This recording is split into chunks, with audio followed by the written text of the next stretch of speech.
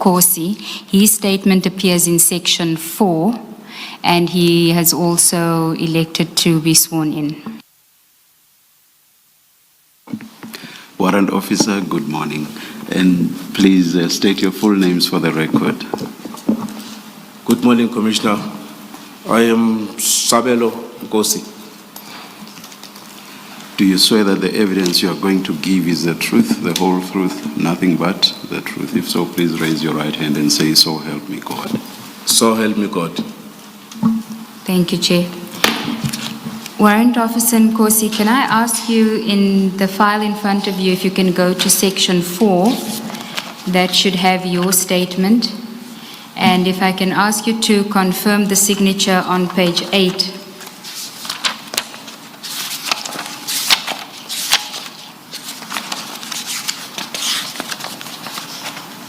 Indeed, it is my signature, Commissioner. And do you confirm that the statement at page 1 to 8 of section 4 is your statement prepared for purposes of your evidence today? That's correct. Do you confirm the correctness and truthfulness thereof? I do. Thank you. Warrant Officer Nkosi, can we start on page 1 of your statement, the introduction? You give a very terse introduction about your life as a police officer. Can you just expand on that for us, please?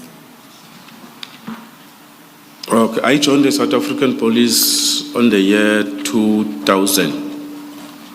Currently, I'm holding the rank of a warrant officer. I'm currently based at Head Office, Directorate for Private Crime Investigation, at the section called TOMS. TOMS meaning is an abbreviation, meaning that Tactical Operation Management Section of the TPCI. And how long have you been in TOMS? But that's from 2020. And who do you report to? Currently reported to Brigadier Mokoena as a section head. What does TOMS do? I think someone explained previously, but can you please just remind me, what does TOMS do again? Thank you, Commissioner. TOMS is a section within the TPCI, which is in line with the mandate of the TPCI, but TOMS is only doing only the tactical part, the combat part. And would that entail doing stuff like takedown operations? That's correct. So you would sort of be rendering support to others who are actually doing the operation itself? Indeed. Or conducting the operation itself? Indeed, Commissioner. Oh, thank you, thank you. You say that you report to Brigadier Mokoena. Is that the same Brigadier Mokoena that is known in the department as Clanky? Correct, Commissioner. And at paragraph 2, you start with the events of 6 December 2024. Can you tell us how you got involved in those events? Okay, on this particular day in question, 6 December 2024, it was around about 4 o'clock, 1600, 4 o'clock afternoon. I was at my place of residence. And then by then I was preparing to go out for an operation. We had a planned operation at the Northwest Province on that particular afternoon. When you say at your home, where's your home? Springs. And when you refer to we were getting ready for an operation, can you tell us who that would have been? Yeah, on my side, before 4 o'clock, I communicated with Captain Kruger. And then because he had a problem with his vehicle that he was using, his vehicle was not fit that it can drive to such a distance. Because where we were going, it was about 300 and something kilometers. So we arranged that because I am alone, him and Constable Tikoveya, they're gonna jump up on me. We're gonna park that car somewhere, they jump on me, and then we proceed with our duties, with our journey. And where were you going to park the car? Where there were any police station around there, we can leave the car. Had he given you an indication at that stage in which area that would be, where the car would be parked? The location that he sent me, it was a Pretoria North. Okay. And he would have sent that location to you. Do you remember more or less what time on that day? The location, if I remember correctly, it is between 3 and 4. Okay, so between 3 and 4, you knew that at some stage you would meet him in Pretoria North to leave his vehicle and take him and Constable de Gavea as passengers to go to the operation in the Northwest. Indeed. And did you have a set time that you would meet him at that location? I told them that I will be leaving by 4:15, I will be leaving my home. Normally what we do, I just send... Quarter past what? 4:15. Oh, thank you. Normally what? Normally what we do when I have to come and fetch you, I'm gonna send you my live location. Reason for that is that I don't want when I'm at your gate and then you are still drinking coffee or you wanna do anything. Because when I'm at your gate, you must be at your gate. Okay, so at some point when you were going to leave, you were going to send him your live location. Okay, Correct. but you already knew where he wanted to leave the car. Correct, Commissioners. Okay, please proceed. I then received a call. The call, it was from Brigadier Mokoena. Brigadier Mokoena informed me that he has sent me a WhatsApp. I must check on that WhatsApp, and then he sent me an address. I must rush to that particular address. There are people there who are posing themselves as police officers. And then he further informed me that he received information from our national head. And then those people, they are posing also as TPCI members. Okay, can we just take a step back?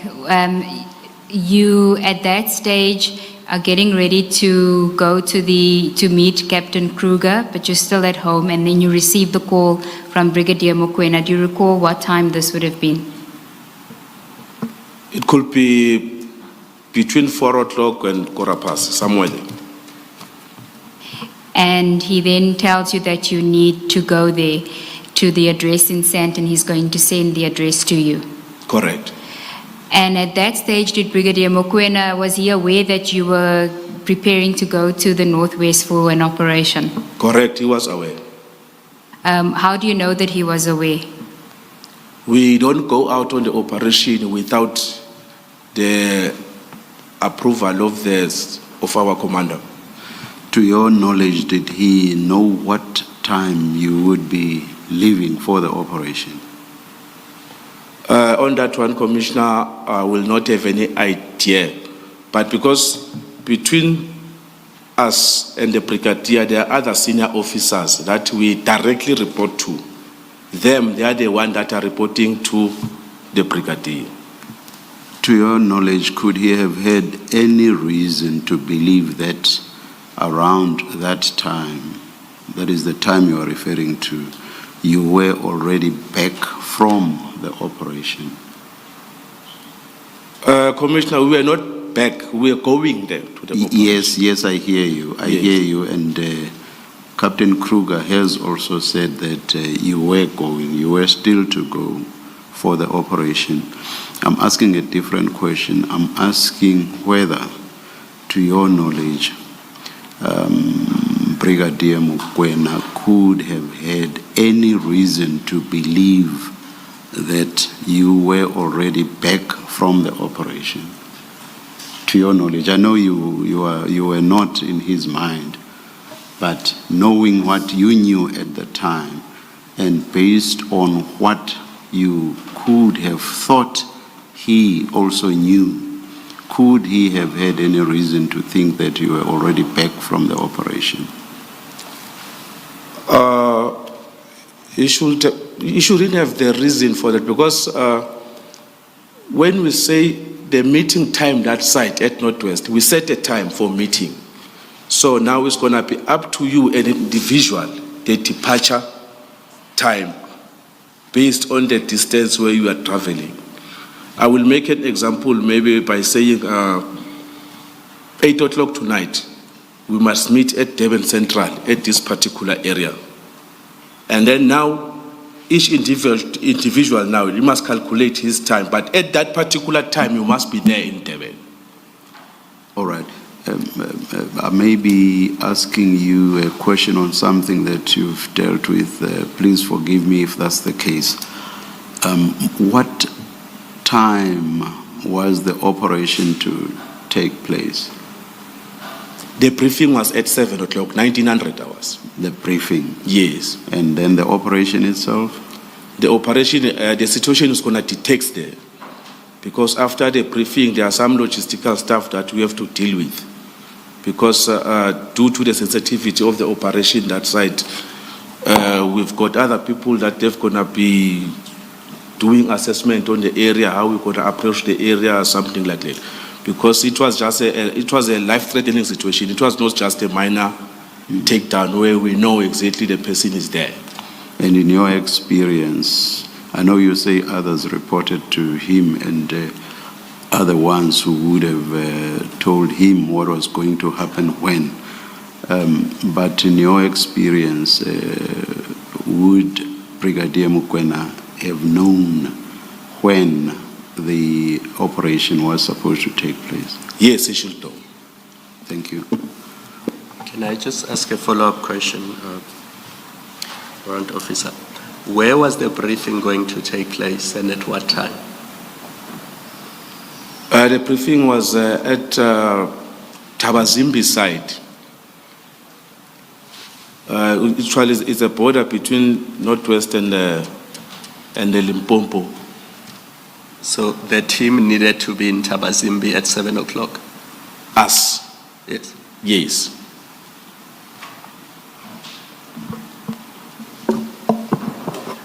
Sorry, Warrant Officer Nkosi, when you say that Brigadier Mokoena should have known what time the briefing in Tabazimbi, where you were going, would happen, the time when it was scheduled for, where would he have gotten that kind of detail from? How does he become aware of that kind of detail? Firstly, we do have our immediate commanders where the person who's holding the inquiry is going to discuss whatever that is going to discuss with the immediate commander. And then the immediate commander is the one that, because in the office, let me start like this so that we can all be on the same page. In our office, we've got 2 WhatsApp groups. Is one WhatsApp group where everyone, even the administration personnel, they are there on that group. And then the officers from captain upwards, they've got their own group where they are doing all the reportings. So, and then when we do the operation, we open a group, a separate group, where we're going to involve even the external stakeholders on that particular group, including the management. Even if the brigadier is not there, but you will find that he's going to be there on that particular group. When you say external stakeholders, that would be who? Who would be the external stakeholders? Like the people who are not from DPCI. For instance, if we were here in Gauteng, we were going to involve Gauteng Traffic Air Wing. Normally, we got a relationship with Chief George. We're going to just add him. Him is going to see who's available that's going to assist on that particular days. And then we've got also a working relationship with the private security companies. Thank Thank you. Thank you, Commissioners.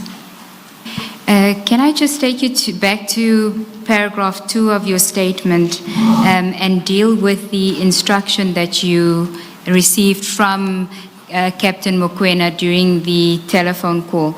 In your statement, you say that he wanted you to go to the address to confirm if a legitimate police operation was underway at the address. Do you recall what his exact words were to you? Well, he just said, I sent you a WhatsApp, check on the WhatsApp, you rush there to that address.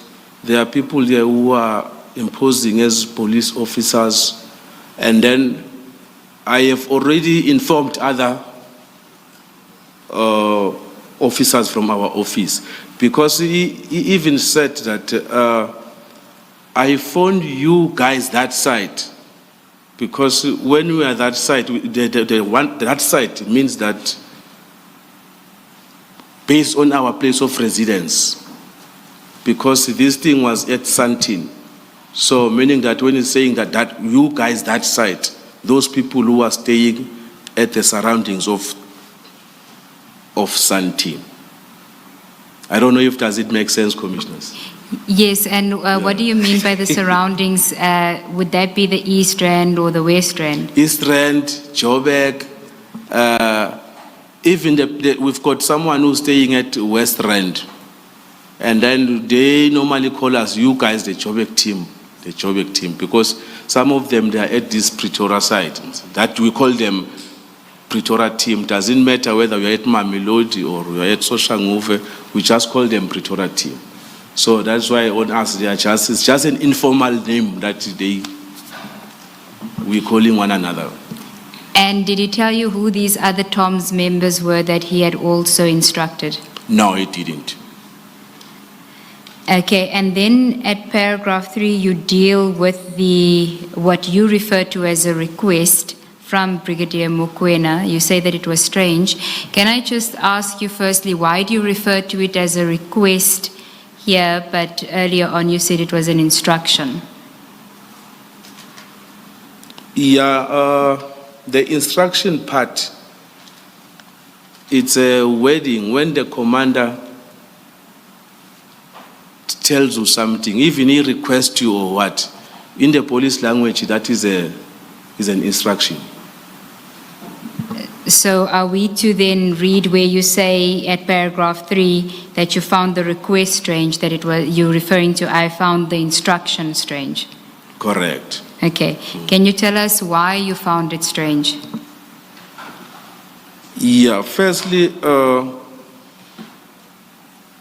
for the reason why I have to go, what I have to do there, where he sent me the address, compared to this life-threatening operation that we are going to. A normal person, a reasonable person, let me put it like that, a reasonable person would have thought that no, the priority here is this life-threatening operation. Because by so doing, you are removing me there, you're removing others there, that team becomes weak now. Is no longer now according to the operational plan of that particular operation. So that is why now it didn't make sense to me. Thank you, Commissioner. Warrant Officer, you say in paragraph 3 that part of the reason why you found it strange was because Brigadier Mokoena was aware that the TOMS team would be leaving for the Northwest. I think that aspect has been addressed by the commissioners, but are you saying that he was aware for the reasons that you stated earlier, that it would have been communicated to him either by your direct commander or within the WhatsApp group? Indeed, Commissioners. Then if we can go to paragraph 4 of your statement on page 2. This is where you expressed your frustration, which you had just indicated now, and you referred to the exercise of going to the address as an insignificant verification. And you just tell us about that. Why do you characterize it as insignificant verification? Yeah. Commissioners, to me, that area where the address is, we do have local police station there. And then if it was such an agency, because compared to me driving, because when I opened the GPS to that particular address, it was 60-something kilometers. And then I don't think that there is an area or a suburb where the police station is got a police station that is more than 20 kilometers away. 66 kilometers from where you were at home at Springs? Yes. 66 kilometers to Senton? It's between 60 and 70.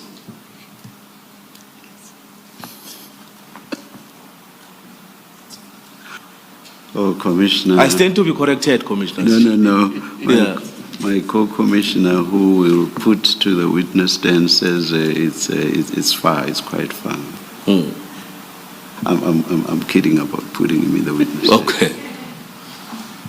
And you also said something about it was traffic, that there was heavy traffic. Yeah, on that particular time, the traffic was congested on the freeways. Okay, you can continue with the insignificant verification. And then... Maybe before, Warrant Officer Nkosi, before you move off that paragraph 4, did you not say to Brigadier Mokoena that you are on a mission, you are going to an operation, and it has a time where you're supposed to meet on the other side at 7 p.m. and this will disrupt if you go to this Sandhurst address, it will disrupt the operational plan. Did you not speak to him about that? The only thing that I mentioned to him, because his initial wait when he called me, he said, "Are you able to talk?" "Yes, I'm able to talk." "What are you doing?" "No, I'm just preparing for that ops of network." I said, "Oh, ish. But now, listen here, we've got this urgent situation. I have sent you a WhatsApp on the group. Check the group and then rush there. I have also sent other members that side." So you did say to him Correct. that you are preparing for this operation in the Correct. Northwest. Thank you. Thank you, Commissioners. I was still at page 2, paragraph 4, where you were telling us why you considered it to be an insignificant verification. Just, And you perhaps before you move on, something related to what Commissioner Baloyi asked. You, under the conclusion in your statement, you criticize Captain Kruger for not having stood his ground and not done every and anything Brigadier Mokoena wanted him to do. But I don't quite understand why you would merely have mentioned that we have this operation in the Northwest. Couldn't you too have stood your ground and said, "But Brigadier, there's a briefing at 7 p.m. There are colleagues who are already waiting for me in Pretoria. Why can't police who are close to this address, for example, Senton SAPS, go there? Why must it be us who are on this very important operation? Why must we go there? If you criticize Captain Kruger, should you not also be criticized on similar grounds, as they say, what's good for the goose, what is sauce for the goose is sauce for the gander? Okay, thank you, Commissioner. No, the criticism from me to Captain Kruger is the delay, this time that we spent there at the address. It's not about going there. It's about the delay, the time that he is spent there. To me, I deem it was unnecessary. But But should you have gone in the first place? Should you not have stood your ground right at the beginning and said, why can't people who are closer there be the ones who go to this address? You have just told us now. Correct. That is exactly what ought to have been done. Why did you not raise that with Brigadier Mokoena? On this one, when he mentioned that he has already sent other people that side, to me, I didn't have that much power now to challenge him on that particular time. Because once we go there, there's going to be someone that is going to be in charge from us. Because you might find that maybe it's just this mere impersonating police, only to find that there is someone that has been briefed more than what I have been briefed. Thank you, Chair. Warrant Officer, then I think you've addressed the issue about the insignificance of the verification. At paragraph 5, you then speak about what happens after your call with Brigadier Mokoena. Can you tell us about that? I then proceeded to that particular, because I was being directed by the navigation from my phone. No, just prior to that, if you look at paragraph 5 of your statement on page 2, after you spoke to Brigadier Mokoena, you say that you received another call. Oh. And then I received a call from Captain Kruger. Because remember there, commissioners, I was supposed to go and pick up them, Captain Kruger and Constable Tukoveya from Pretoria North, to go to Northwest. So he called me after I have communicated with Brigadier Mokoena. And then he told me that, hey, Brul, you need not to go to that location that I have given you. I have been diverted to go to Sandhurst.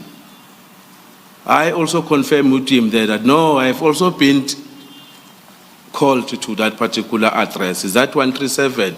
He said, yes, it's 137. I said, no, it's the same address. He said, okay, we're going to meet there. He said he's going to open the group and then he's going to put the members that are involved.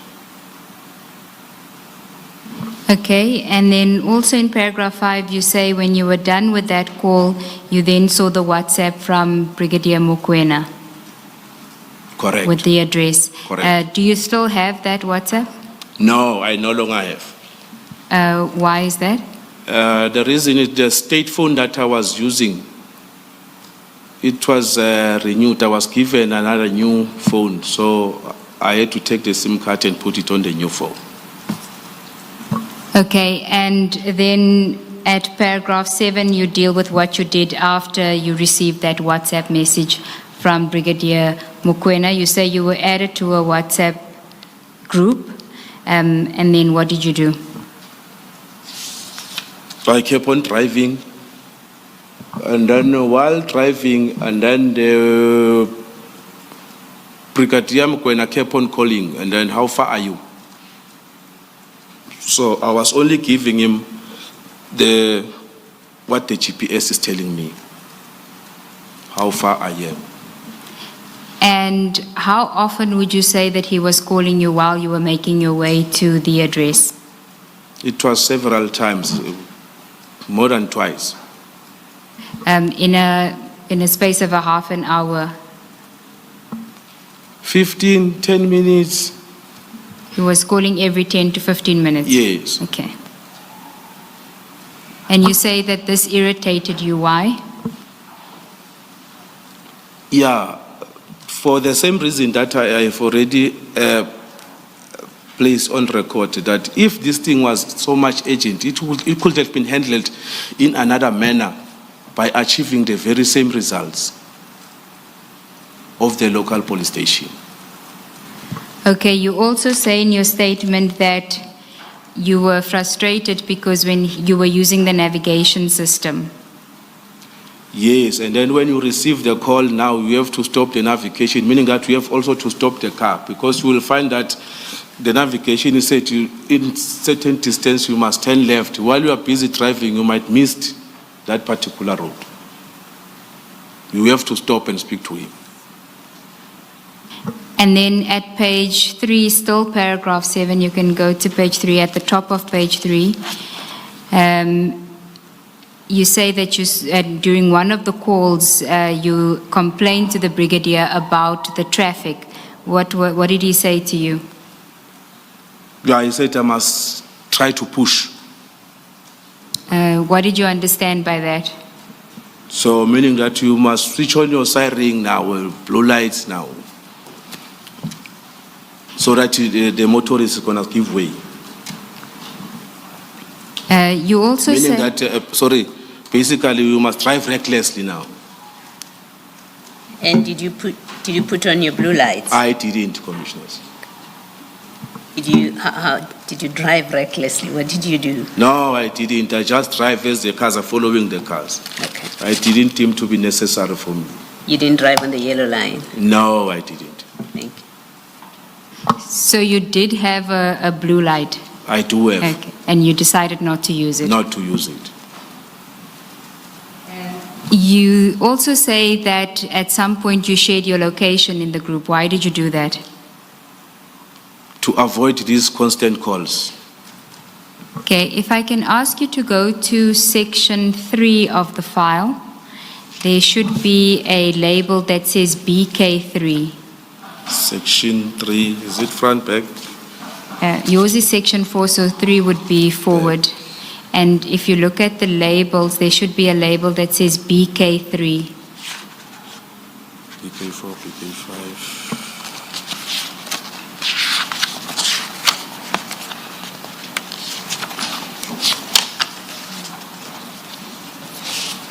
Somebody will assist you now.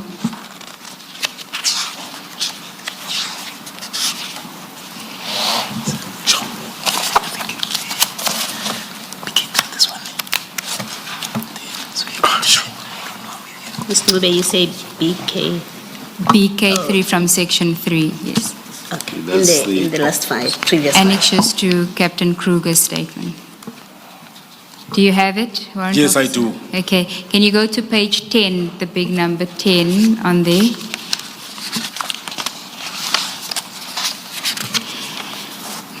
Do you have it?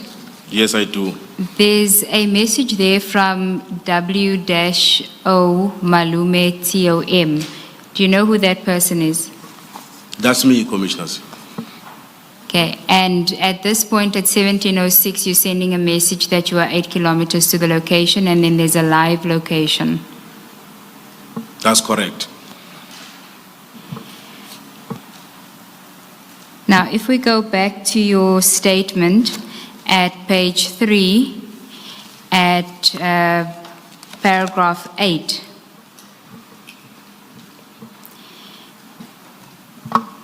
do you recall who were the participants in that WhatsApp chat group that we just saw now? It was myself, Captain Kruger, Constable Tikoveya, Brigadier Mokoena, Captain Sijane, and Chief George from Gauteng Traffic. And you say in paragraph 9 of your statement that there were various exchanges of messages, and at some point you saw a message from Chief George. What did that message say? May I read it? Yes, you may. Okay.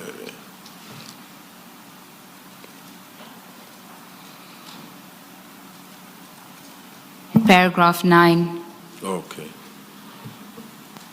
It's a legitimate SAPS operation conducted by a counterintelligence task team appointed by General Kumalo, with Lieutenant Kumalo in charge.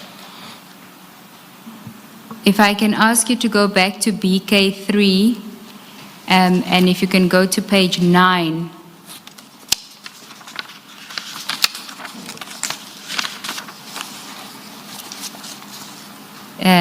There's a message there by Chief George Traffic. Do you see it? Yes, I do. That's the message you're referring to. Correct, Commissioners. Okay. Now, earlier, there's also a message, a forwarded message on page 8, if you go to page 8, from Captain Kruger, which also refers to it being a legitimate police operation, but you don't mention that in your statement. Is there a reason for that? You only mention the message that comes later from Chief George. Do you recall that that Captain Kruger had also sent a message that it was a legitimate operation? Oh, no, I didn't take note of it. I only take note of this one of Chief George, because there was an interesting question there that came after that from Captain Sijane. What was the interesting question? Do we stand down? Okay, it's still on page 9. Do you see that message there from Captain Sijani? Yes, yes. Can you just read it into the record? Okay, it shows a sign. I'm not. Thumbs up. Thumbs up. Oh. And should we stand down? That's why I got interested now. I even park on the side of the road. Why did you park on the side of the road? I was waiting for an answer now. This answer, I was going to be the beneficiary of it.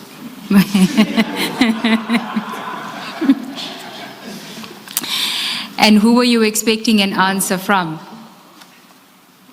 From the Brigadier. Why from the Brigadier? Because here is a message is on, because Brigadier is on the group. So when the Brigadier is on the group, meaning that he's in charge of this group. So we are on this group because on his instructions.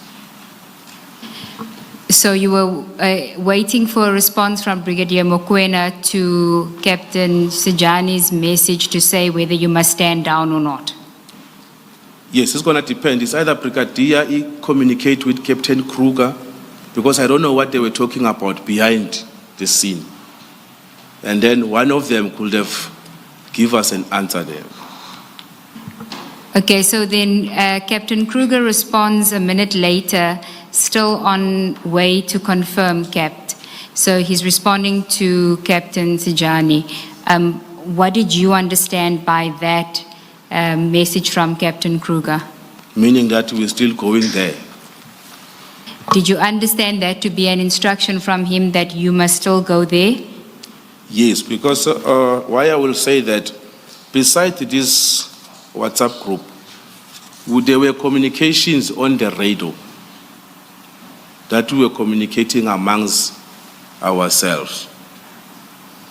The two-way radio. Is that the Halo radio? The Halo radio, that's correct. Okay. There's a reference to that in the group where Captain Kruger says Halo radio's on. Is that what you're referring to? That's correct, Commissioner. Okay. And I think that is on page 7. Can you go to page 7?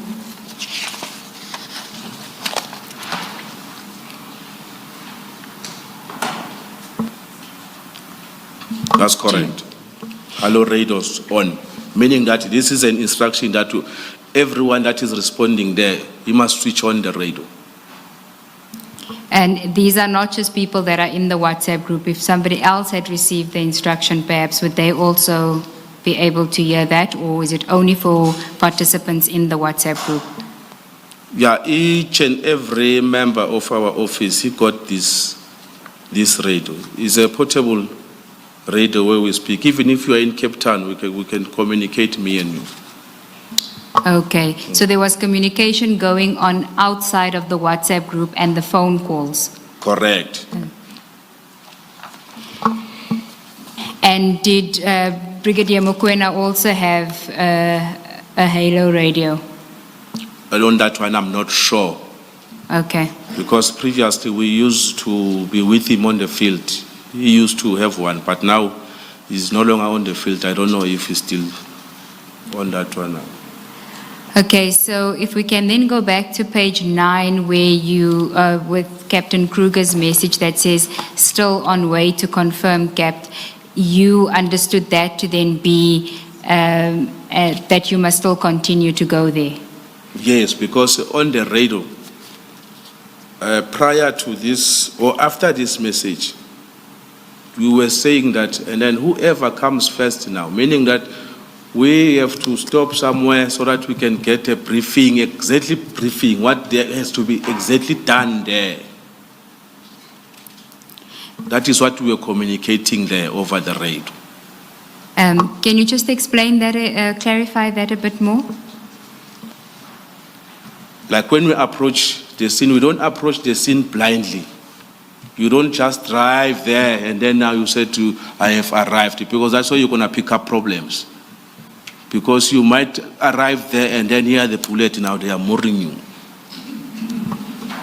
Excuse the language, I'm just trying to... I thought we had this conversation, Warrant Officer. Yeah, sure. You're betraying me now. So basically, you don't approach it blindly. There must be a strategic to approach that particular.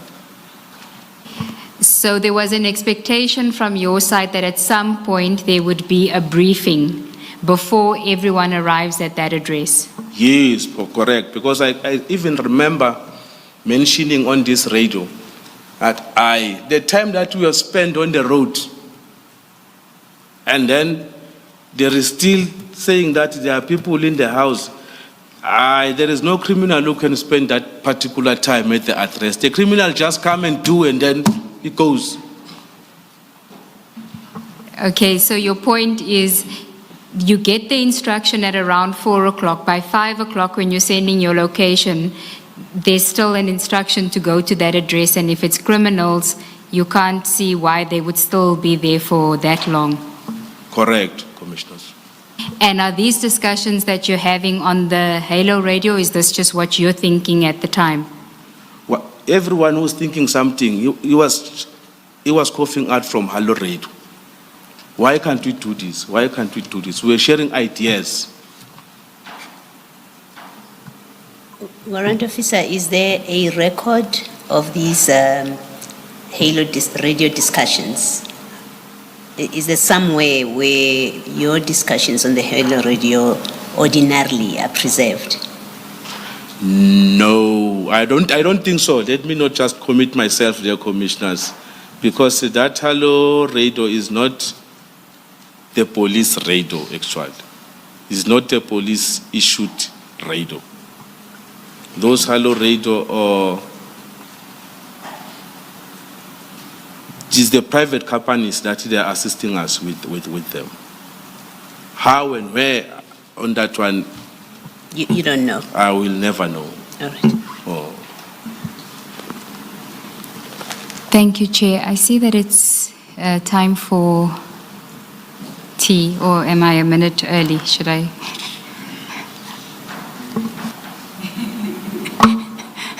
I heard that.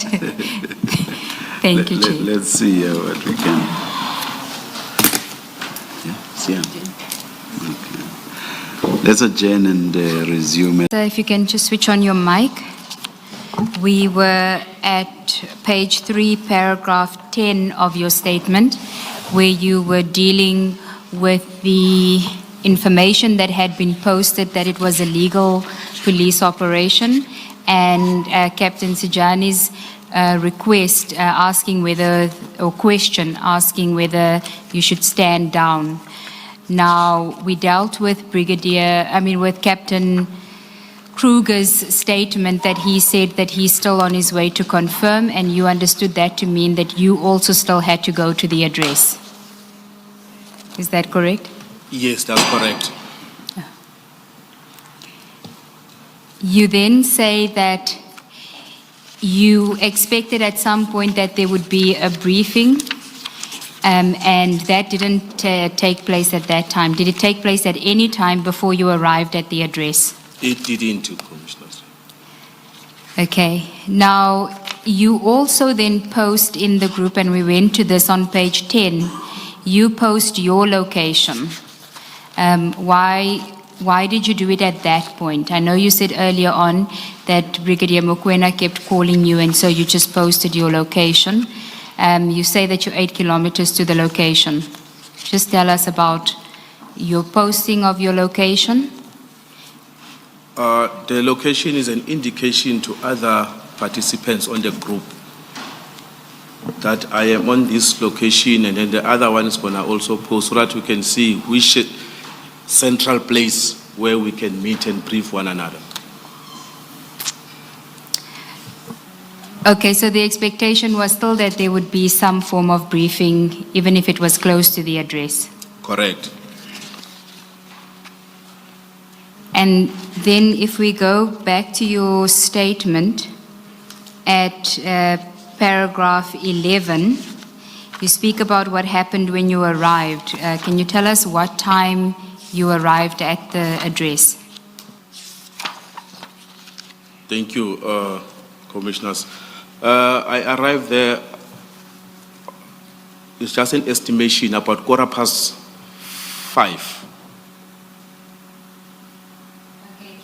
Can we go to page 10 of BK3? There is a message from Captain Kruger standing off brig, and that is at 17:10. BK3, page 10.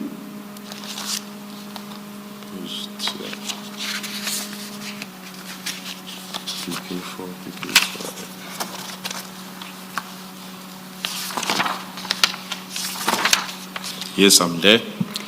Do you see the message that says standing off brig in green? That is 17:10. Yes, that is from Captain Kruger. What did that mean? He has arrived. Okay, he has arrived at the address. So when you received that message, do you know more or less how much longer it took you to get there? 4 to 6 minutes. Okay, so your estimate of 17:15 is pretty accurate. Okay. Correct. So tell us what happens when you arrive. What do you observe? While I was on that particular street, because my live location and live location of Captain Kruger, it was showing that we are at the same place. But I couldn't see their car because there were a lot of cars that were parked. Captain Kruger, the car that was driving, it is a sedan, and then the cars that they were lining up on the street, there were some other cars that the SUV shaped like cars. So I scanned around, I couldn't see their car. And then what I did, I parked at the rear side of that lineup of those cars. While parked there, trying to see where exactly they are. And then I decided to leave my car there to take a walk. And then before that, I realized that I had my tactical belt with all the equipment, like a firearm, magazine, pepper spray, handcuff, everything. They were exposed. So I had to take off that belt and only take my pistol and hide it in my body so that anyone cannot see me with any weapon. And then I walk towards the gate. Now, at paragraph 12 of your statement, if you can just go there, and you addressed this earlier, you speak about the number of vehicles at the scene an hour after the initial call. Why was that peculiar to you? If you look at your statement, paragraph 12, starting on page 3, at the bottom of page 3, and going to page 4. The sentence starts, however, it struck me. Must I read it or must? You can just tell us what it is about the number of vehicles that were on the scene an hour after you initially received the call that was strange to you. Yeah, it's because if there was any criminal element that was happening there, I would have found everything cleaned. The alleged suspect or the bogus cop, they would have been long gone. Or at least when they see you coming, they would try to disperse. They wouldn't continue with what they are doing. Commissioners, where I parked, no one could see me because I parked at the rear side of the back of the car, of the cars that were parked on the side of the road. So the distance, it was about 20 to 30 meters. Even if I parked there, no one could have noticed me. Why did you park like that? What was the purpose for that? That was for safety precautions for me because I couldn't see where was Kruger and Captain Kruger and Constable Tikovea. So, but the location is stating that they are around me there. So now I decided that let me walk so that I can scan. As I've already mentioned, you don't approach information like this blindly.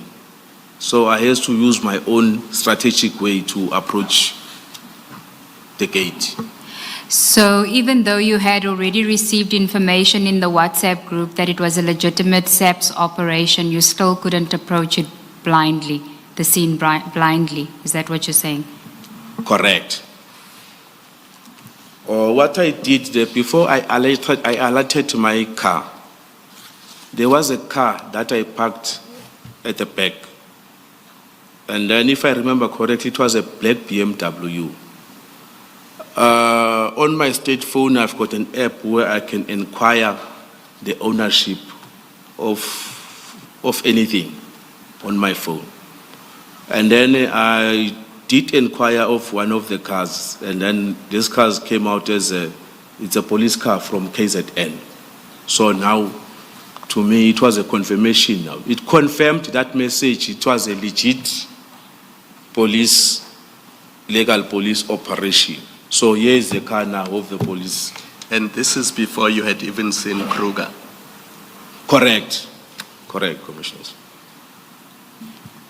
Okay, you can continue because that's at paragraph 13 of your statement. You speak about scanning the license plate of the black BMW and seeing that it was a SAPS vehicle. And that indicated to you, confirmed to you that it was a legal SAPS operation. Indeed. So what did you do next? And then I walk because there was no speed. Because once if I can come with my car, they will be blocking the traffic for other road users who will want to pass on that particular road. So I decided to leave my car there, and then I walk so that I can find where is Captain Kruger now, because Captain Kruger is the person that got more information about what has to be done here. Okay, you may proceed. I walk and then I found them next to the gate leaning, and then next to the gate there were people at the gate. Those people, they kitted up. When you say kitted up, meaning that you've got all your police equipment on you, bulletproof, everything, and then the bulletproof is branded clearly with a big font, police. It's the same bulletproof that we are wearing. Okay, and then did you observe Captain Kruger and Constable De Gavea at any point? Yes. Where were they? They were leaning on their car in front, next to the gate, facing oncoming traffic of the road. Okay, we're now at paragraph 14 of your statement, just to orientate you. So you approach Captain Kruger. Tell us what happens. And then immediately when I find them there standing, and then I then ask him, and then what are we still waiting for? Because you can see this is the police. Because if I remember correctly, on my site, they said to go and verify if they're bogus or not bogus. So while asking Kruger, I thought maybe he had more information that I had. That's why I asked him that. Why are we still? So as I understand you, by that point, the purpose of your mission had been achieved. Completely accomplished. And your bigger interest was to get to the operation in the Northwest. That's correct. More or less, what time was this? Do you know? I mean, I won't hold you to it, but what time was it, more or less? The time when I was When was asking meeting this them, question, that is going to be between 15:15 and 20:00. Thank you, Commissioner. And what did he say to you? What was his response? He told me that he's still waiting for the team leaders of the people as per the instruction of Brigadier Mokoena. He needs to speak to the team leaders there. You say he said he needs to speak to the team leader as per Brigadier Mokoena's instruction. Correct. And what did you make of that? To me, it irritated me more Why? because now where we have arrived here, we receive a message that this is a legit, while coming, we'll receive a message. That message was a hint. It is a legit message of the SAPS. I arrive there, I see the car of the SAPS. I go to the gate, I see people wearing, you can see these people, they are police officers. What more now need to be verified? That's what irritated me. And do you know if Captain Kruger was aware that the black BMW was a SAPS vehicle I did inform him. when you saw him that first time? Correct. And what was his response? He told me about Brigadier Mokoena. What was it that irritated you about him referring to Brigadier Mokoena all the time?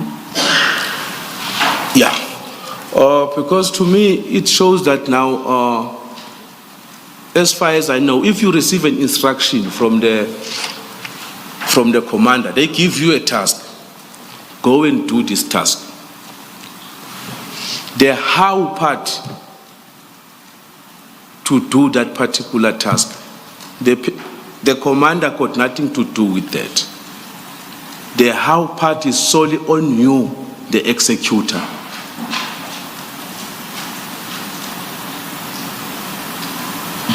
And so, okay, so can I just take a step back? You say that you were irritated by Captain Kruger referring to Brigadier Mokoena all the time. Just tell us, what was your relationship, your working relationship like with Captain Kruger at that stage? Before or? Yes, during that before time? 6 December. No, we were working as colleagues. We were sharp. And how long had he been in the unit? I think he was 5 months, 4 months, somewhere there, if I remember correctly. But he arrived at our office on that particular year. So he was relatively new. Correct. And you say in your statement that he used to seek advice from you. That's correct. And in this instance, did he seek advice from you? He didn't. He just told me about Brigadier Mokoena. Because normally, on a situation like this, and then here is the police, we confirm it's the police, and then we combine our heads together, and then what to do now? We share suggestion amongst ourselves, not someone that is not here. But instead, he decided that no, the only weight that is going to take is the weight of Brigadier Mokoena. So that is why I said, no, if it's like that, let me leave him to do whatever, what he thinks that is all right on that particular time. If that was your position, why were you still on the scene? Why didn't you just leave? Because I have to wait for them. I have to go with them to Northwest.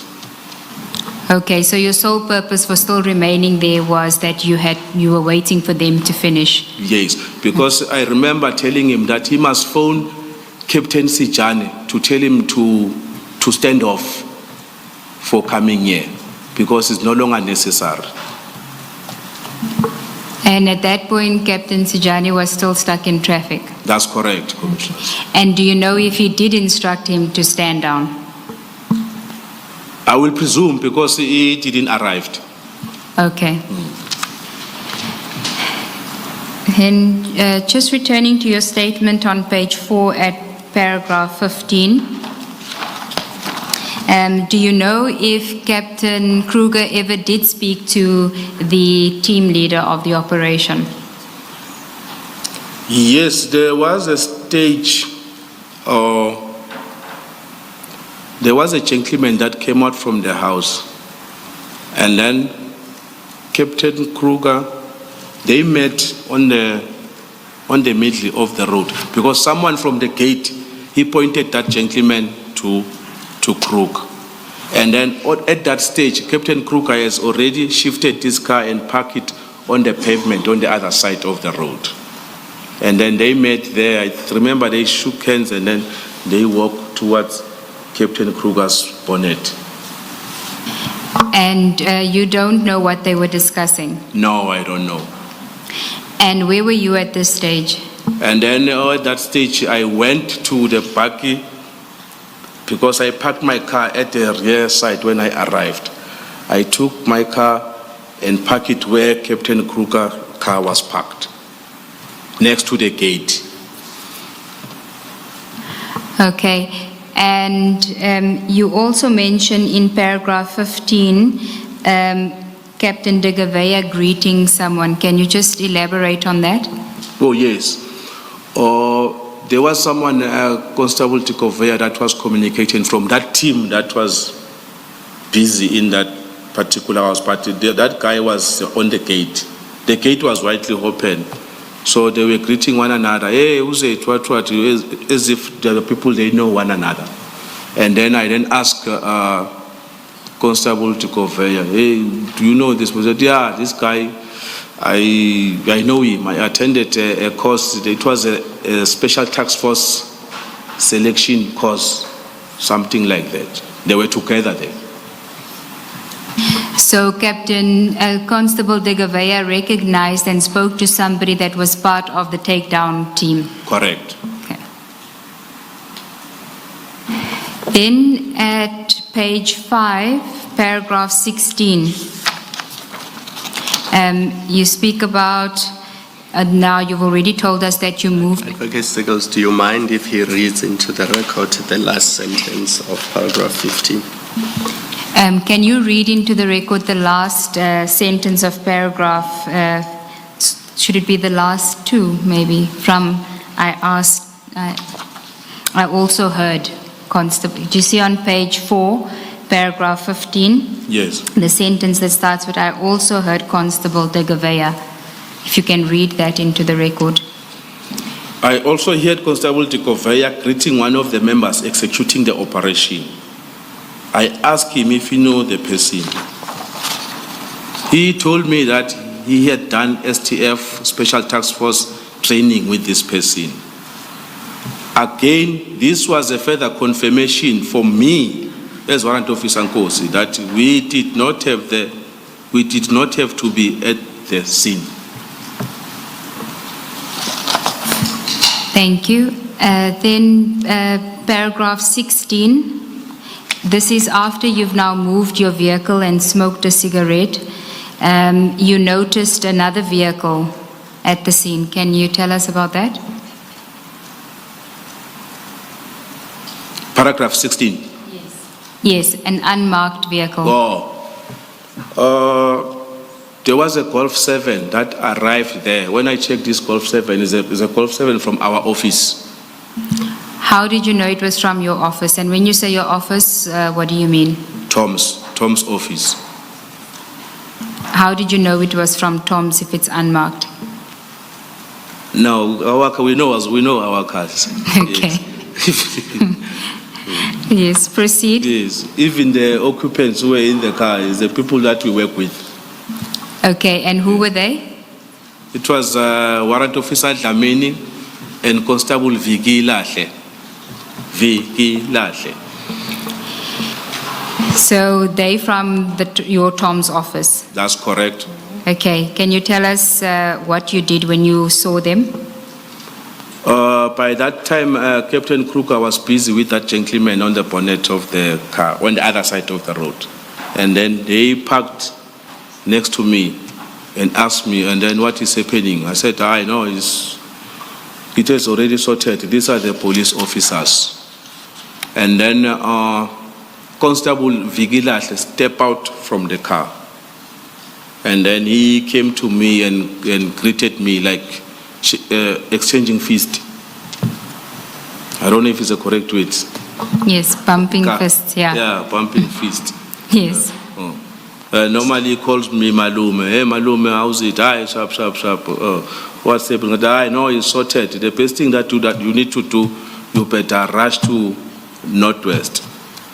The thing that we have called here is not on. Me, I'm still standing here because I'm waiting for Captain Kruger and Constable Tikoveya.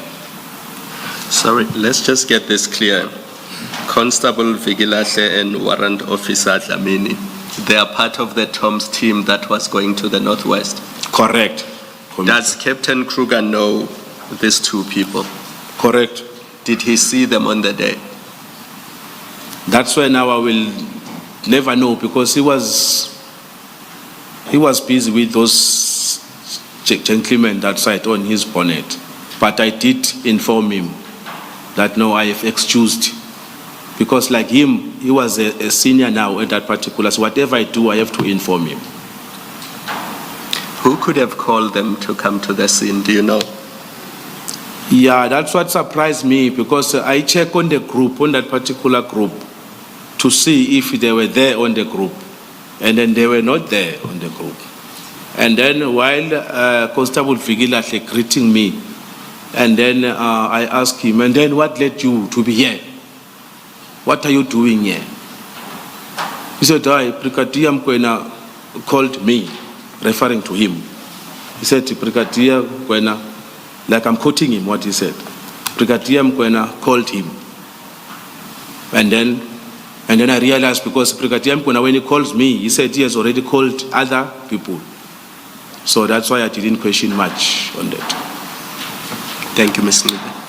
Thank you, Commissioner. And do you know whether Brigadier Mokoena had called Warrant Officer Dlamini?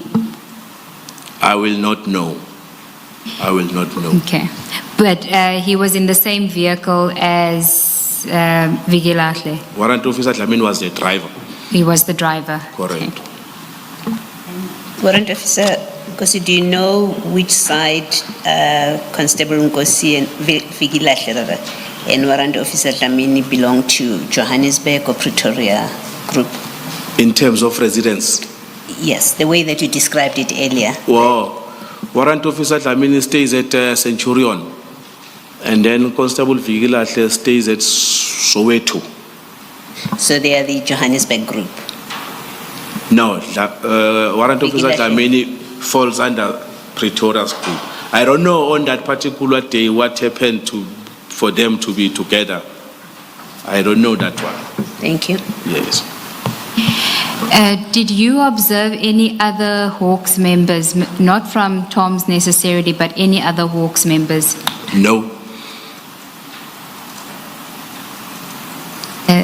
Then if we can go to paragraph 18 of your statement.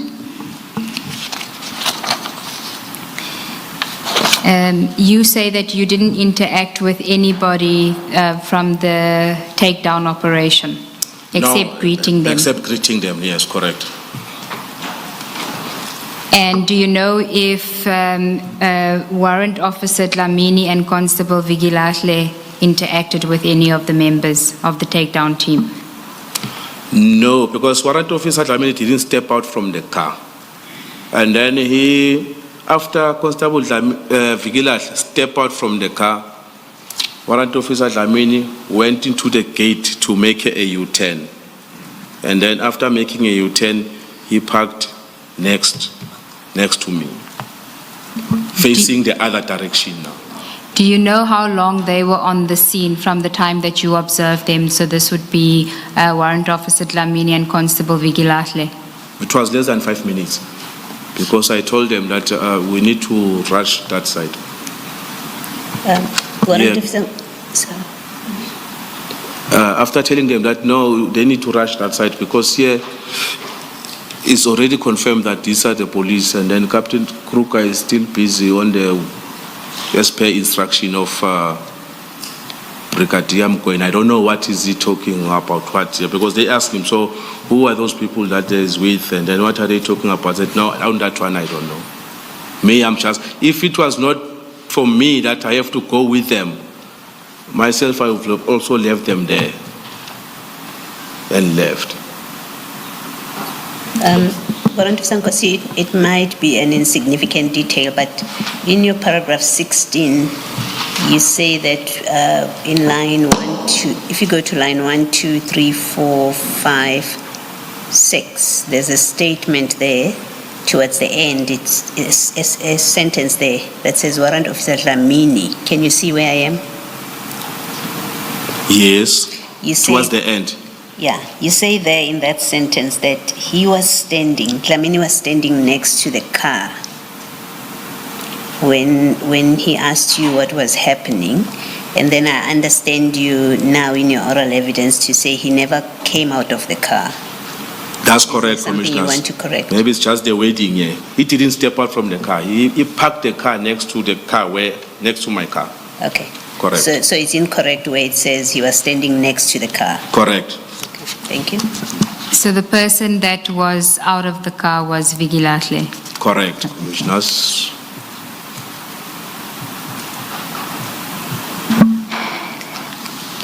You also, while we going back, you also describe the attire that was being worn by Constable Vigilatle. Can you just tell us about that? Yeah, the only attire that I could remember is a top that he was wearing. He was wearing a golf T-shirt with the branding of the DPCI. With the branding of the DPCI, the golf T-shirt. Correct. Okay. Can I ask you a question? We had evidence on Friday that Tom's team, Thursday, sorry, Friday was an off day, that the Tom's team does not have vehicles that are marked. But that was one of the people who gave the evidence. The other one said something different, of course.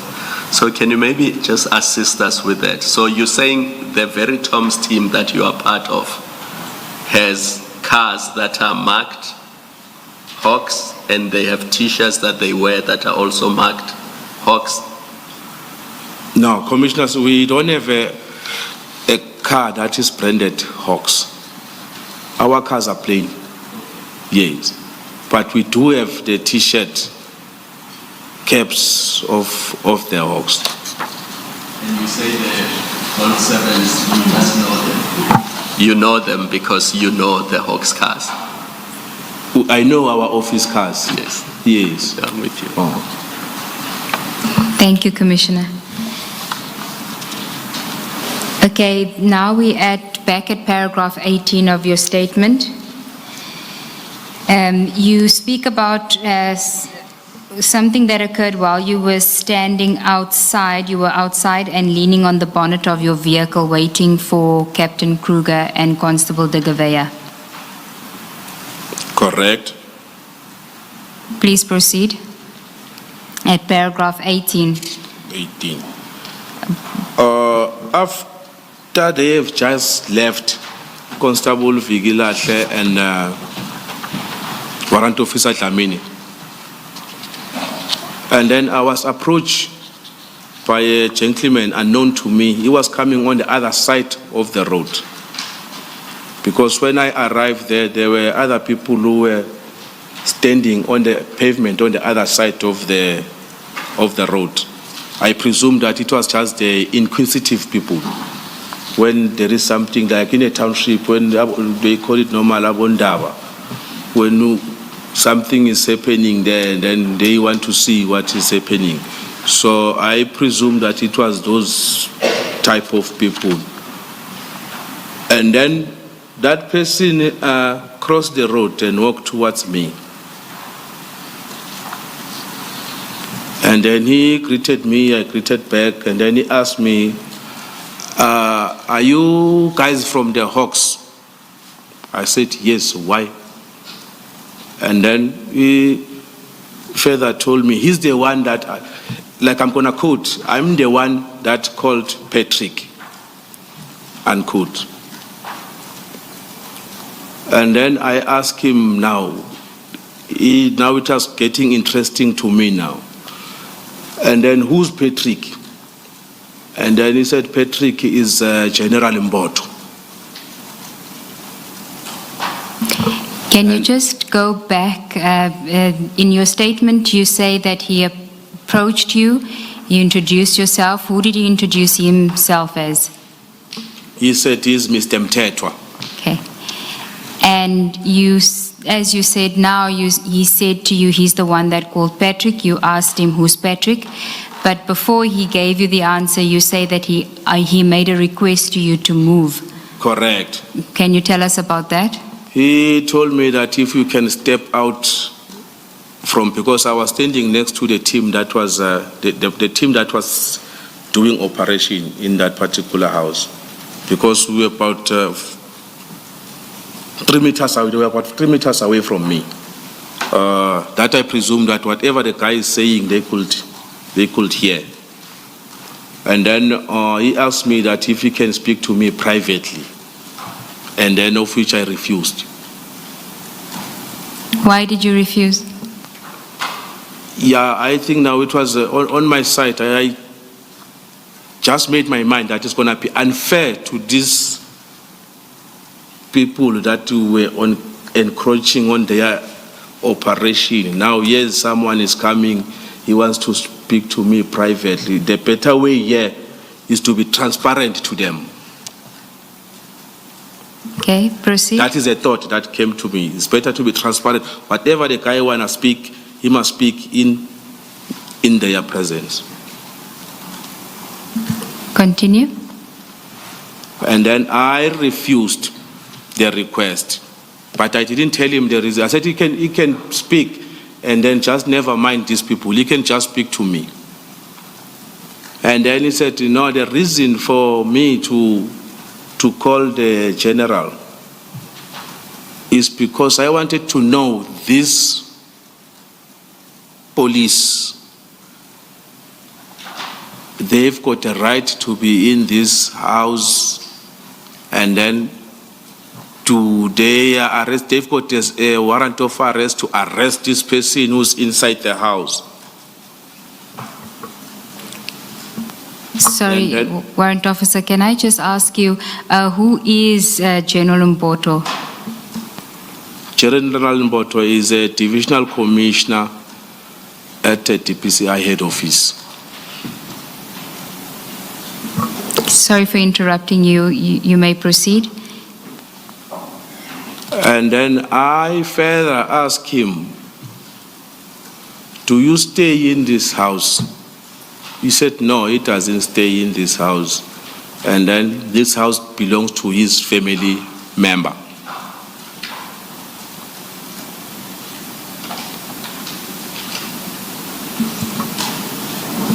Continue.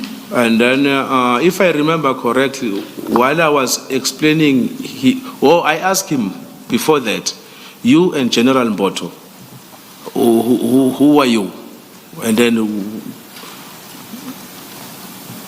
like basically I was asking you, what is your connection, you and General Mboto?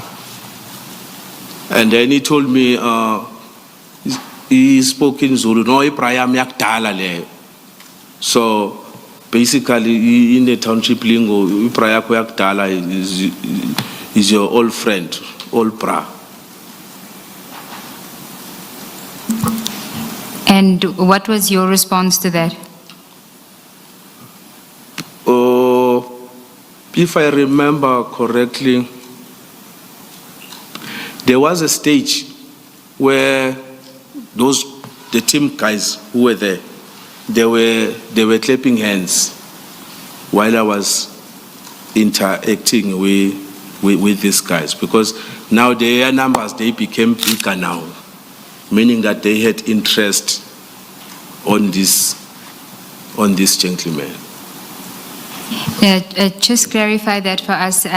Whose numbers became more? The members of the task team, of the of people that were undertaking the takedown operation. Correct. Okay, so when you initially started your conversation with Mr. Mtetwa, there were a few of them, and then they increased in number. Correct.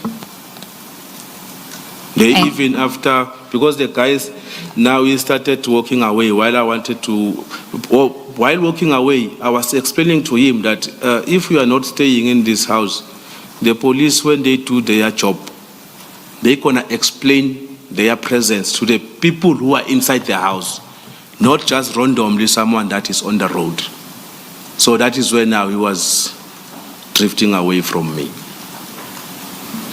When you say drifting away from you, you walked away. Walk away. Okay. Yes. You say in paragraph 20 on page 6 that you tried to get more information from him. Did he give you anything further? No, he didn't. Because he was walking away. Because I didn't want to follow him back. Okay, what did you do next? And then I went to Captain Perry and informed him about this guy. And then while the guy walking away, he went and stand next to the car. He was busy with another person there. And then I took a picture of him with that car. Can I ask you to go to section 3, annexure BK5? The label is BK5. And it will be page 21. I am there. Sorry, before you do that, you mentioned Captain Berry. Is that Captain Kruger? Oh, I'm sorry, Commissioner. It's his first name, so it's Captain Kruger. Thank you. Captain Kruger. I'm sorry about it. Thank you. Are you there? Yes, I'm there. Can you tell us who took this photograph? That's me. You myself. took it. You took that photograph. I took it. Okay. Why did you take it? Yeah, this person became a person of interest to me Why? because all those frustration that I had and the irritation now, it became now, because now we were there to serve the interest of this gentleman, not the interest of the police. Why do you say so? First, tell us who this gentleman is and which one are you referring to? He's the one that is holding his hands at the back. With the dark T-shirt. Correct. And who is this gentleman? He introduced himself as Mr. Mtetwa. Okay. So why do you say that you were serving his interest? Because we were there for him, basically. Why do you say that? Based Because on what? he's the one that made the call, and then that call made us to run around to this place. Is that what you thought at the time, based on what he told you? Correct. Okay. But you don't know whether Brigadier Mokoena, as a fact, instructed you because of this gentleman's call. You're just assuming. Now, Brigadier Mokoena, he said he was also instructed. Yes. Yes. But you don't know what the basis for whoever instructed Brigadier Mokoena was. You don't know that it was the call from this gentleman. No, I didn't know. But he did say to you that he's the one that called General Mboto. Yes, he just said this out of volition. I didn't request him any information. He just told me. Did Brigadier Mokoena tell you that he got his instruction from General Mboto when he called you? Oh, I can't remember correctly, but he mentioned something about General Libya. Okay. Yes, he mentioned something about General Libya. He said he's with General Libya at function something. They were together there. At a function. Yes, and then General Libya doesn't know that there are people that are at that particular address. Okay. And so you say that after your interaction with this gentleman, Mr. Mtetwa, you went to Captain Kruger and informed him. What did you tell Captain Kruger?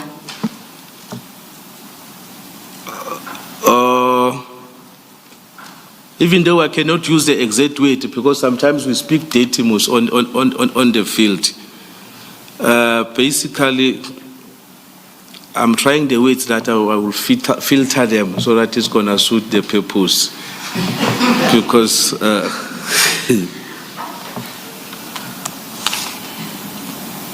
the exact...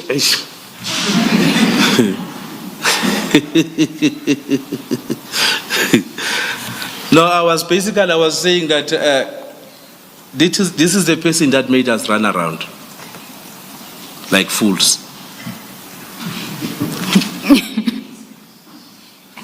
I show him and then I send these pictures to him. Because now remember when he's there, he's the one that he must give feedback further upwards. You shared the picture in the group, not so? No, I sent it You to gave it to, or you Captain sent it to him, all right. Yes. Yes, you sent the picture to Captain Kruger. Correct. And then you say that you also did a motor vehicle search. On that car, yes. Oh, is that the one in the photograph? Yes, it had a personalized registration number. Please don't read it into the record. Yes. And what did it indicate? What was the result?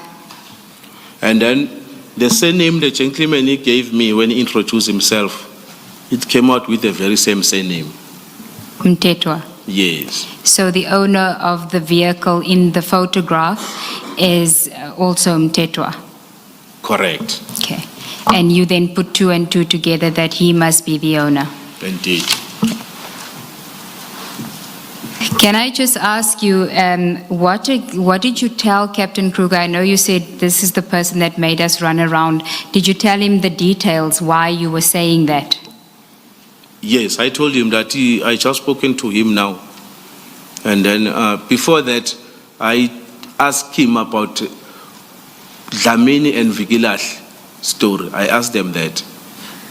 Dlamini and Vigilash, they were here. Are you have any knowledge about why they were here? He said, no, he didn't have any knowledge. He said, oh, they were here. I said, yes, they were here. Okay. And then insofar as what you told him about your interaction with this gentleman, yes, with and Mr. then I then Mtetwa. told him about this gentleman, and this guy was still also standing there speaking with this gentleman. And then I said, don't look at him, I'm going to send you on the phone. Because I didn't want this guy to see that we were speaking about him. We were gossiping actually about him. What I'm trying to get to is whether you gave him details about your conversation with Mr. Mtetwa, if you told Captain Kruger what Mr. Mtetwa told you. Yes, I did. What did you say to Captain Kruger? I said he is the one that called, the guy told me that he's the one that called General Mboto. By the looks of things, looks like these people, they are friends because he is even calling him with the first name. That's what you said to Captain Kruger? Yes. And what did Captain Kruger say?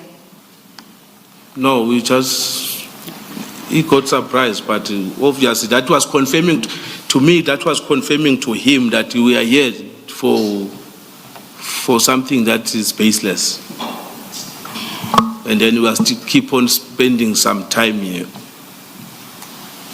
And did you also share the motor vehicle screenshot with him that showed that it was Mr. Mtetwa's vehicle? Correct. You sent that to Captain Kruger as well? Correct. Okay. Do you know what Captain Kruger did with those photographs? While we were driving away, we were on our way to Northwest. That is where he sent those information on the group. When you were leaving the scene? I think we had already left.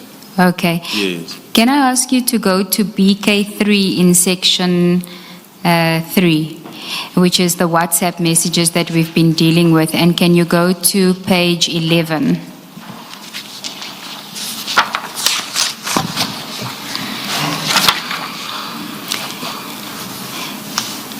There? There are photographs that Captain Kruger posted into this group, and you see the first photograph is the one that you had taken. Yes, I see. Okay. Now, do you recall what time you had withdrawn from the scene? It was before 6, if I remember correctly. And do you know whether an instruction was given for you to withdraw, and if so, from who? Captain Kruger asked on the group. And then Brigadier Mokoena responded and said, no, you can report. He said, even thank you, Captain Kruger and the colleagues. Can I ask you to go to page 11 of that same BK3? Yes. This is a message from Brigadier Klenki, where he says, Captain Berry, thanks a lot, you can withdraw, bro. But there's no previous message from Captain Kruger asking to withdraw. Do you know why Brigadier Klenki would have sent this message in the group at that stage, at 1746? Yeah, maybe because of their communication that I don't know what they were communicating about there. Maybe there was some communication over the phone or something like that. Okay. And so you would have withdrawn round about that time, as you say, just before 6? Correct. Okay. So you say that while you were on your way, Captain Kruger then posts the photographs in the group. Correct. One of those photographs that he posted, if you can go to page 12, was the motor vehicle document, that the screenshot that you had sent to him. If you see there at 1804, there's a MCD that says surname Tetwa. Do you see that? Correct. That is what you had taken. Indeed. Okay. But sending to Captain Kruger. Yes. Yes. And in response to that message, if you go to page 14 of that bundle, there's a message from you. Can you just read it into the record at 1807 and tell us what you were referring to here? Yes, I was responding to that motor vehicle ownership, that site. With Mtetwa's. Correct. This is the person that called the Gen. Gen is an abbreviation for general. And which general were you referring to here? As discussed with Captain Perry about information, it's General Mboto. Okay. And what was the response to that? Brigadier Mokoena asked, which one? And if we then go to page 15, there's another message from you at 1808. Can you read that into the record and tell us who you were responding to? I was responding to Brigadier Mokoena. And what are you saying there? First message is Mr. Mtetwa. And then next message, he said he's related to the owner of the house. And then there's another message, if we go to, still on page 15, where there's a photograph, that same photograph that we dealt with, but Mr. Mtetwa is now circled in yellow, and there's a message that says, this one brig. Do you know who sent that? Is Captain Kruger. Referring to Mr. Mtetwa? Like he was specifically indicating, because there are two people standing there, which is which. And he was also responding to Brigadier Mokoena, clarifying that for him. Before you leave the photos, Warrant Officer, I just want to clarify the timeline. So on page 15, you are sending those WhatsApps. You say, Mr. Mtetwa, he said he's related to the owner of the house. And I see that it is 1809. Yes. Are you still in Sandhurst at the time? while you are sending these WhatsApps? No, we are on the road now. Are you now driving with Captain Kruger? No. We still have to go. I'm driving alone. You're driving alone? Yes, Captain Kruger is driving with Constable Tikovea. We're still gonna find out a spot where we're gonna leave that car. But we are in motion. Eventually, where did you leave the car? Captain Kruger's car? The car, if I remember correctly, we left it at RTPS Port Dam. At a police station? Yes. Thank you. Warrant Officer, in that page 11, where you have page BK3, page 11, where you've got those photographs. You've got, are you there? Page? 11. You've just been looking at that just now, BK3, and then page 11. Yes, I'm there, Commissioner. Did you take all of those photographs that appear there in that shot? No. Okay. You took only Mr. Mtetwa's, the one that has Mr. Mtetwa? Correct. All right. And then when you turn to the next page, you've got the vehicle details of the Mercedes-Benz, which has the name Mtetwa. You shared that on the group. Did you share that? Page? 12. I didn't share it on the group. I shared it with Captain Kruger. Okay. And then you go to the next page, 13. There are other vehicles there, and Isuzu. And then in the next page, there's a BMW in page 14. Yes. And then in page 16, there's it's a gray BMW. The previous one is a black BMW. And then page 16, it's the details of a gray BMW. And in the following pages, there are other vehicles. Did you provide that information to whether to Captain Kruger or to the group? No. Okay. No, that app I'm talking about, Captain Kruger also got. Okay. Yes. So this is not your work. It's not you who pulled No. down this information and shared it. No. All right. Thank you. Thank you, Commissioner. We've now dealt with paragraph 22 of your statement on page 7. At paragraph 23, Captain Kruger asks if the group may be deleted, and then he does delete it. Paragraph 23 of your statement on page 7. Yes, I think that was another day. Not on Yes, on the 13th. Yes. Yeah. Okay. Now, one of the issues that arose from Captain Kruger's evidence is the issue of an inquiry number for this incident. Can you tell us what is an inquiry number and whether or not an inquiry number was created for this incident?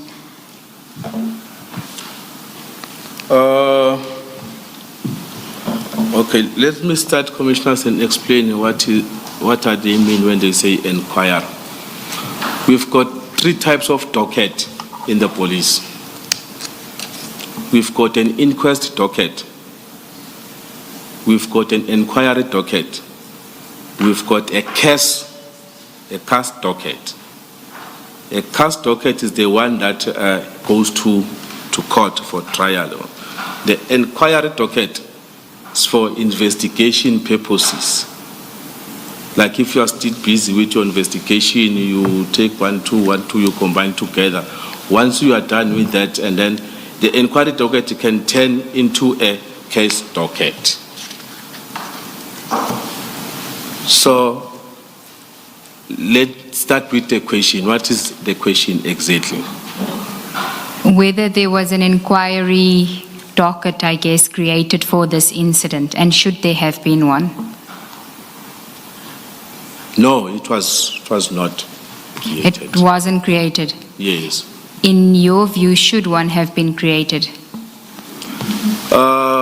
I will go 50-50 there.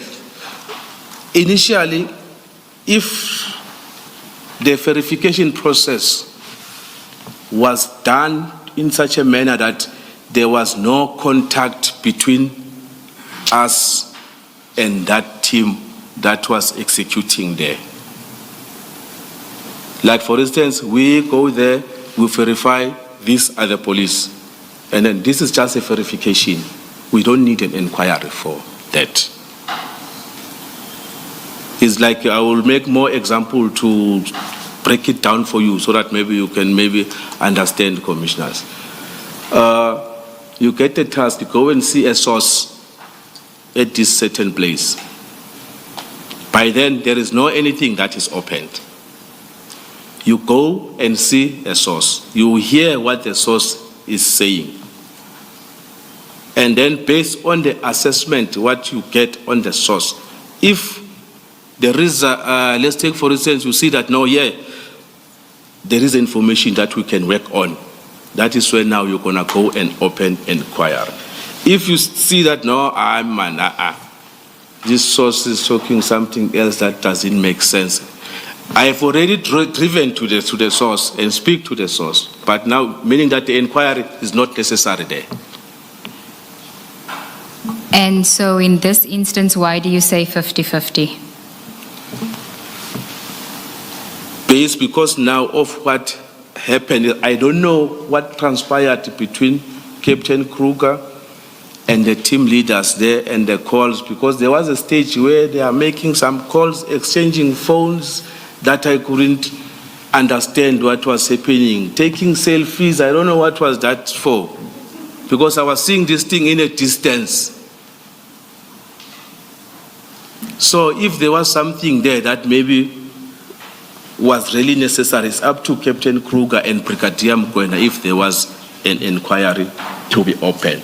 But basically, on the face value of it, there was no need for an inquiry there. Okay, so in your view, there wouldn't have been a need for the inquiry? No. Do you say that even though we know now from the evidence of Captain Kruger that he submitted a copy of his diary which recorded what happened on the day, and he took photographs and he ran the registration details of these vehicles, and they are shared amongst the group? It seems like that's gathering information. Do you still say that there wouldn't be an inquiry number? Where would that information sit in the DPCI? That's where my other 50 goes. But as I said, it's 50-50.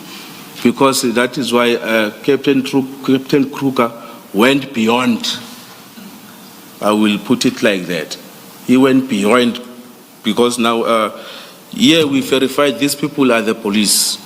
And then our job there after that was supposed to go.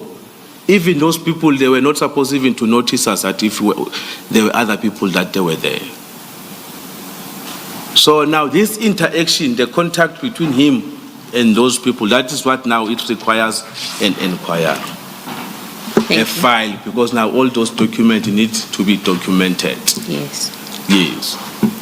And is it fair to say even his communication with the leader of the team, of the operational team that he found on the scene, that would go into part of the record that he puts together?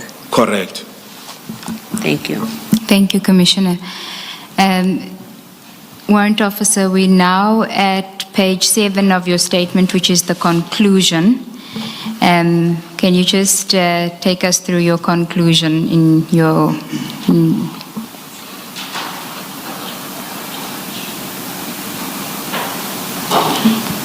Firstly, you speak about the evidence of Captain Kruger that you had an opportunity to listen to. Do you want to provide us with your comment on that? Yeah, because there was a stage where he said he didn't know the people from TPCI that arrived there. Because if he saw them that they did arrive, the people who arrived there is the people that he know. On my side, I presume that he didn't see Warrant Officer Dlamini and Vigilahle when arriving, because he was still busy with that gentleman that side. But now when he says Katiso, the DPCI car comes, and then from Joburg, what, these people, they are from the office. They know one another very well. That is where now I couldn't understand why was he saying that. And then another aspect that you deal with is insofar as Captain Kruger executing Brigadier Mokwena's instruction at paragraph 24. Do you want to deal with that? Yes. Yes, Commissioners, as I've already mentioned on this part, that we prolonged our stay there unnecessarily. As I've said, that once you receive the instruction or a task, the executor, you as an executor, is solely up to you how to execute it. And then you're going to give feedback after. You are supposed to give feedback after we have left the scene and said, no, we saw is the police, the very same message that is there, it is confirmed. It's like that, without even speaking to those people. Because if Brigadier Mokoena wanted to speak these people on the phone, what. So now, that's why now I find it strange. Because now if you want to speak to them, you better drive here almost to come and speak to them directly.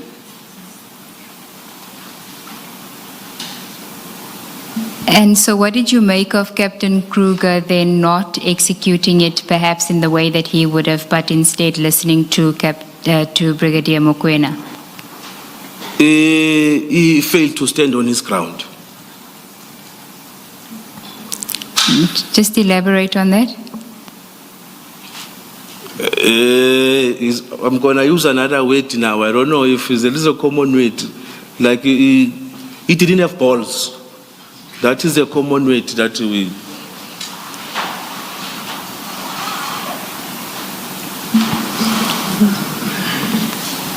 Okay, I don't know. He lacked courage. We all know what it means. We all know what it means. You, Commissioner, says that the legal mind people, maybe you're going to filter it. Yes, please proceed, Warrant Officer, yes. And by that, you're saying that he didn't stand up for himself as he should have? Yes. How would you have done it differently? The way I parked there when I arrived, or before we arrived at the address, we only sent one car. I parked the way I parked. And then you walk, you go and observe what is happening there. If you need to take pictures to prove that you were there, you can take pictures. You see that is the police. And then you come back. By that time, while you are busy walking there, you are doing your own observation and what.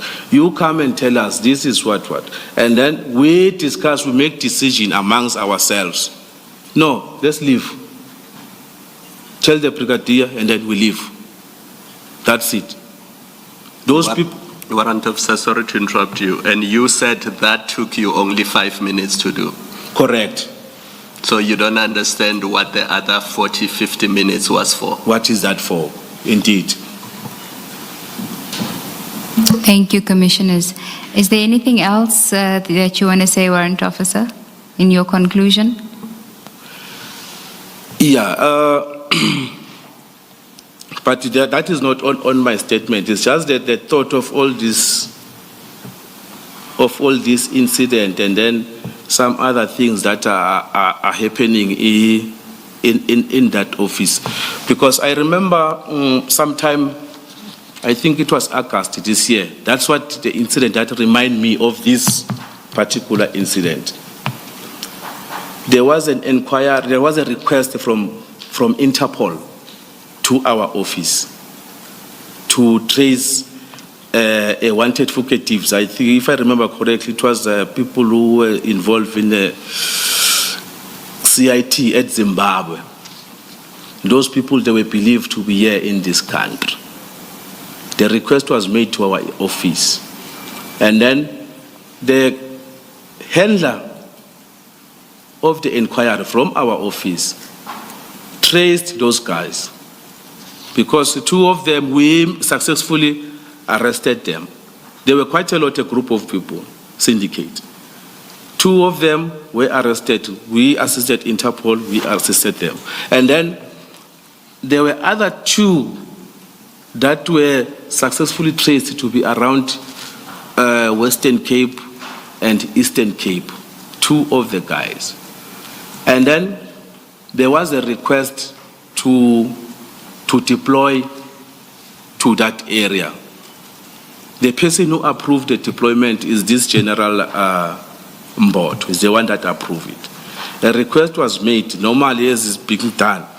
And then the finance people approve it, funds are available.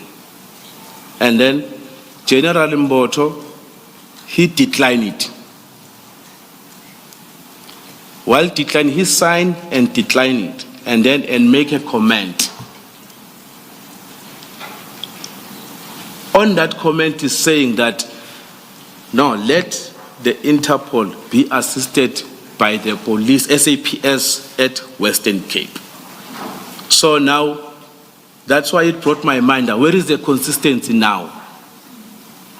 Here is a job, it needs deployment, but now, if it's true, if this gentleman phoned him, so the very same advice that is advising our office,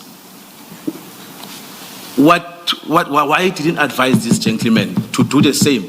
Where are you? I'm at Sandhurst. Here is a situation here. Go to the police station.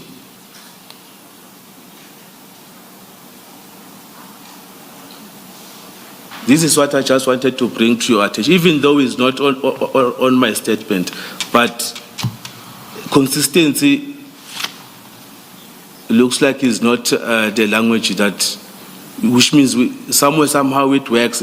They used to preach to us about this cost containment, what. But now, if it suits them, no, we overlook it. Cost containment. Cost containment. Saving costs. Yes. I want to ask you a question related to what you've just said now. In your view, if somebody is impersonating the police or they are impersonating the Hawks, who is best placed to investigate whether that is true or not? Does it have to be the Tom's team, or it can be any police officer or even any other division of the Hawks? Because I understood from the evidence that we had on Thursday that the Hawks have an office in Johannesburg. It's just not the Tom's team. Correct. So any police officer can confirm that. Because to add on that, commissioners, remember, whether we are from the Hawks or we are from the dog unit, we are carrying the same appointment card. The appointment card is the same. How are you going to tell if this person is from the Hawks? How are you going to tell if this person is from the dog unit? I'm just making an example. Our appointment card is the same. And last issue, the Hawks Johannesburg office, how far is it or where is it?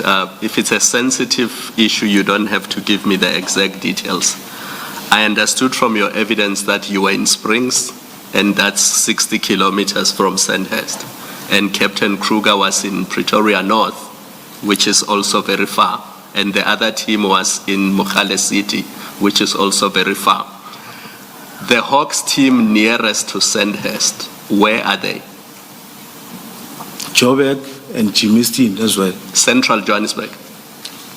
Not at the central, because let me remember correctly. The old Johannesburg Stock Exchange. Yes. Yeah. Not at the police station.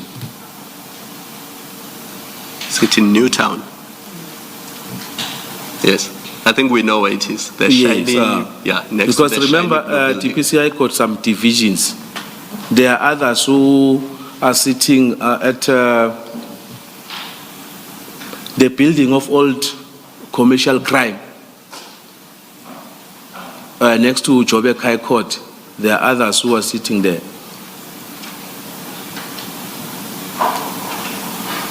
Thank Thank you, Commissioner.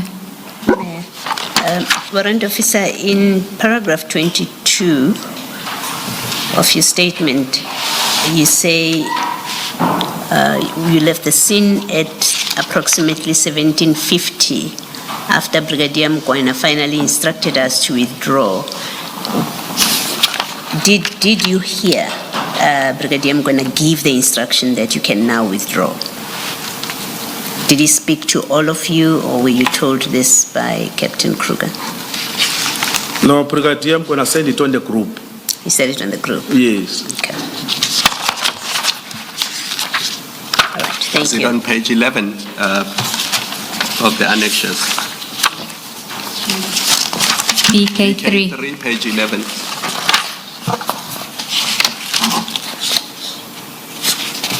Yes, this is, are you at page 11, BK3?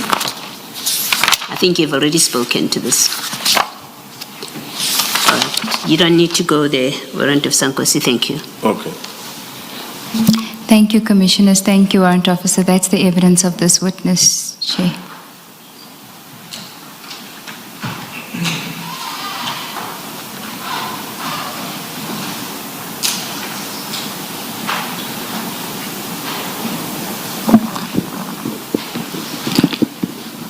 Thank you very much, Warrant Officer.